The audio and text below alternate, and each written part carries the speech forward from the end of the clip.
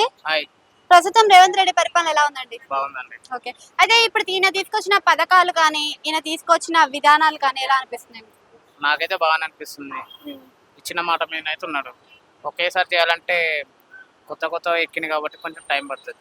అంటే ఆయన మొన్న వచ్చిన గవర్నమెంటే చూసుకుంటే మనకి పెన్షన్లు పెంచడం కానీ అవి చేసేసారా ఏపీలో? మరి ఈయన వచ్చి 10 నెలలు గడిచిపోతుంది. ఇప్పటి వరకు పెన్షన్ ఊసే తీయట్లేదు. ఎందుకని?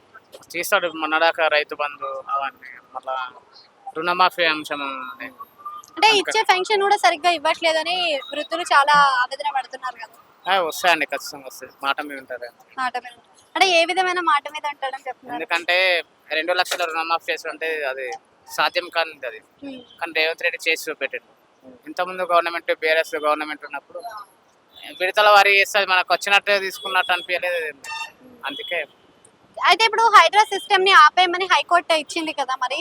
సో ఒకటి ఏంటంటే హైడ్రా సిస్టమ్ ఆపేస్తే బాగుంటుంది. ఎందుకంటే ఉన్న వాళ్ళు ఎట్లా ఎక్కడైనా బతకవచ్చు, లేని వాళ్ళు పాపం వచ్చి అక్కడ ఇక్కడ ఉండి వాళ్ళకి ఇబ్బంది అవుతుంది. అంటే హైడ్రా సిస్టమ్ వల్ల అసలు ఉపయోగం ఉందంటారా? ఉన్నది, కానీ కొంత 50 లాస్ట్ 50 లాభం అన్నట్టు. ఓకే.